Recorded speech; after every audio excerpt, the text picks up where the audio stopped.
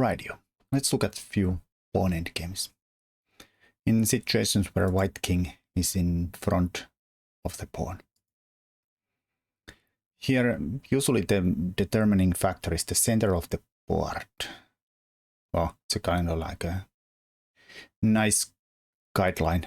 If the pawn is on this side of the board, on white side of the board, then in these situations where the kings face each other, if it's white to move, it's going to be a draw.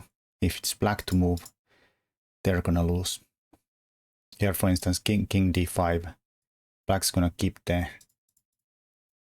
opposition, and then he gets to transfer into this simple pawn endgame. Always keep the opposition, and here now white can't do better than this. Usually in these ones, my rule of thumb is that black king stay as close as possible to the pawn. In front of it, try to hug the pawn, so to speak.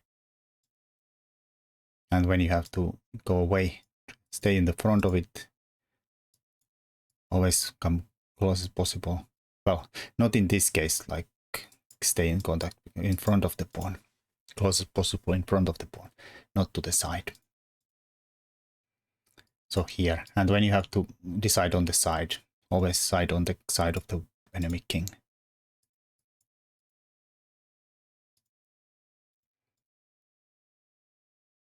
That's not really a topic of this endgame, as a little sidetrack there, sorry.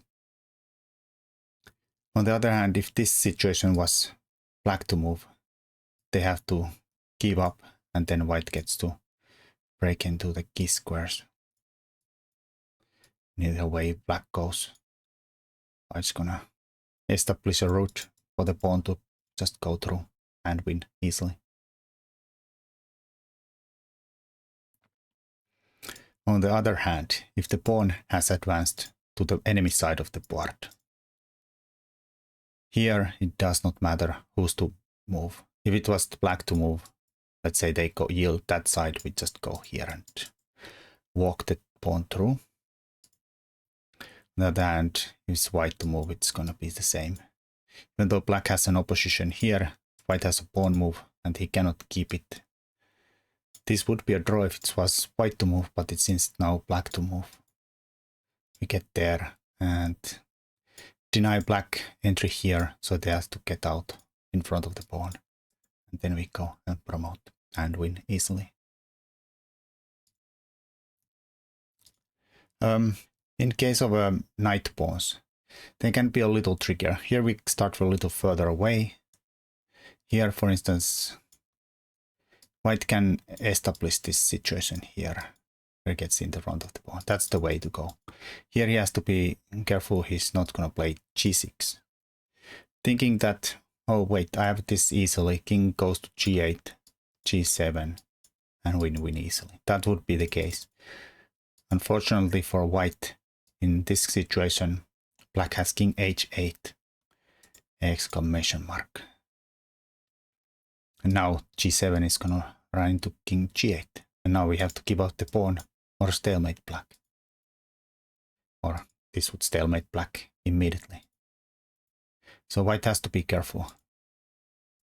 In this situation, he has to go king f7, and after the forced king h8, come here, establish this position. And again, if you go to this side, the edge of the board and the corner give black so the stalemate tricks. Here we would just transpose into the where we began. Of course, that would be the best black try, because again, g6 would draw to a king h8. Well, king g8, again we have the pawn move, and now black can't keep this opposition and can't come here, so he has to yield and go and promote and mate.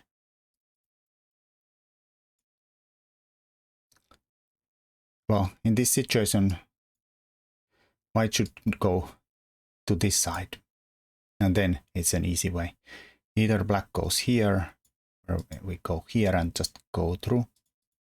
And if it tries to go to the corner, it's just as simple as possible.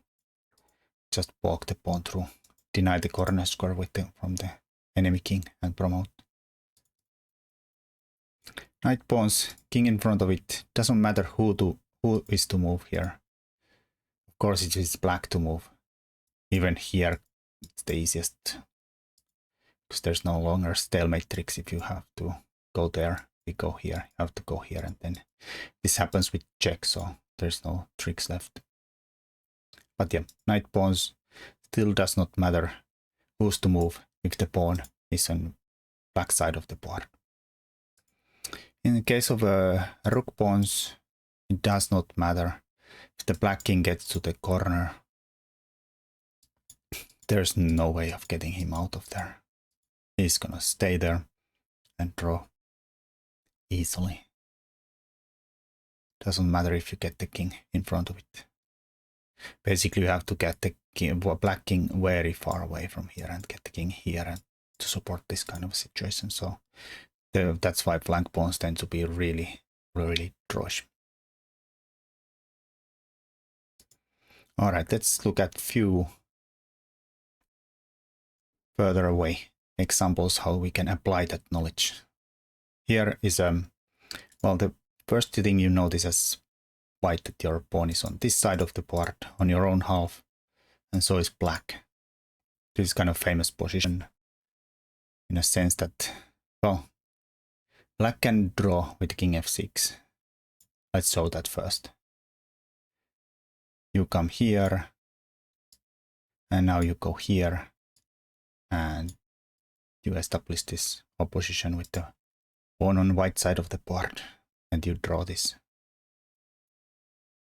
Here, going for this move does not spoil things, and this might be the best move for black, because it sets up a trap for white. So, sets these squares as mind squares. Now if white stands there, black goes here, and white can't keep the pawn protected, nor he can go and establish any kind of a opposition when black captures the pawn. This would actually turn the tables around and black wins.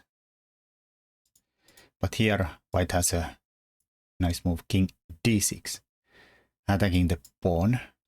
And again, nothing has been lost for black because he can still come here, defend their pawns. But if black would step into the mind squares, then white goes here, and then black can't keep the pawn protected, nor he can get in front of the king and establish the opposition. So black would lose here.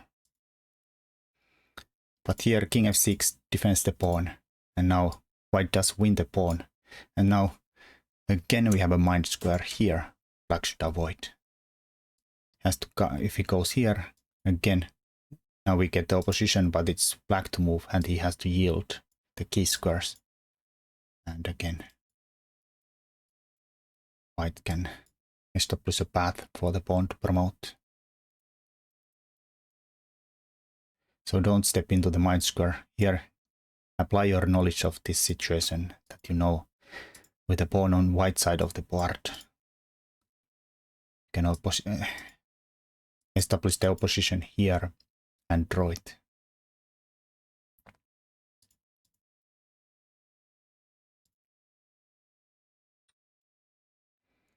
All right.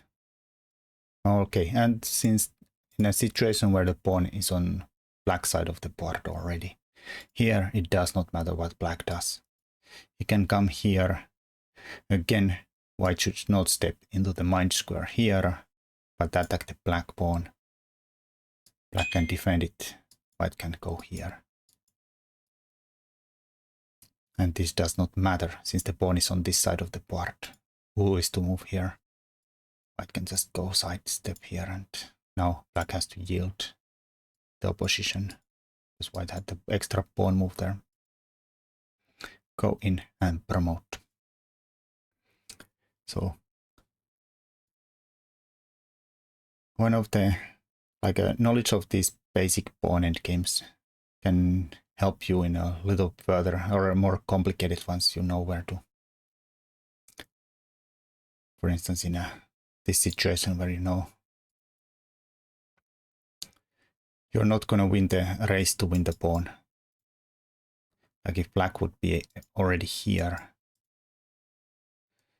they could attack the pawn there. But here you're not gonna, well, you can try to see if white knows his stuff and with the king g5 and still bail out to this draw. That's some basic endgame, pawn endgames. Let's see. Until next time. Bye bye.